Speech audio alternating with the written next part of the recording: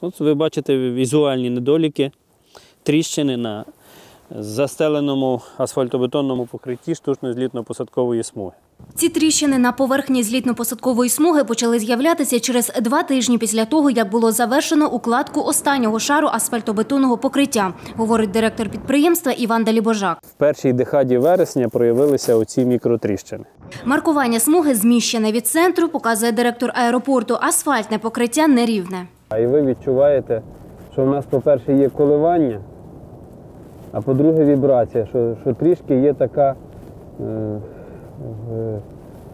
принцип шиферу, тобто волнистість така.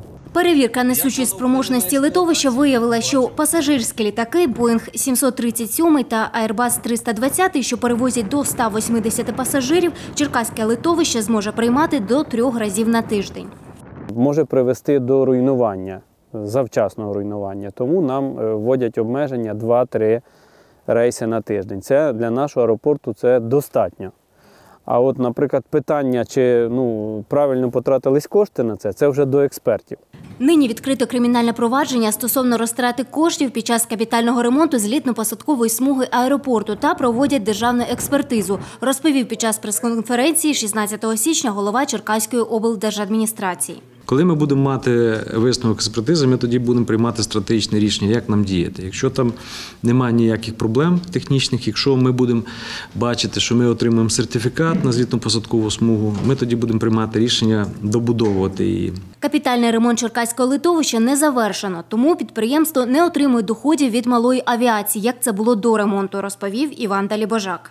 Потрібно, щоб підрядник зробив маркування відповідності до вимог цивільних аеродромів і примикання до полоси. Тут підсипка ґрунту і засіяння травичкою. У 2018 році ми організували і провели разом з іншими організаторами авіафестиваль. То після авіафестивалю ми приблизно 50 тисяч за 2 місяці до закриття полоси ми мали збору з малої авіації. Оператор спеціально-технічних засобів контролю аеропорту Тимофій Гніденко розповідає, допоки ремонт смуги не завершено, він разом з колегами стежить за безпекою литовища та бере участь у навчаннях, де відпрацьовують варіанти дій під час надзвичайних ситуацій. Наприклад, я вже говорив, посадка аварійна, наприклад, без шасі. Потім, якщо хтось проникає на територію, як треба діяти. Ми чекаємо, щоб працював повноцінно аеропорт. Нагадаю, ремонт злітно-посадкової смуги розпочали торік, 26 липня. На це з Держфонду регіонального розвитку та обласного бюджету скерували 129 мільйонів гривень. Замовник робіт – Департамент містобудування та архітектури облдержадміністрації. Тетяна Рева, Федір Коцаба. Новини на Суспільному. Черкаси.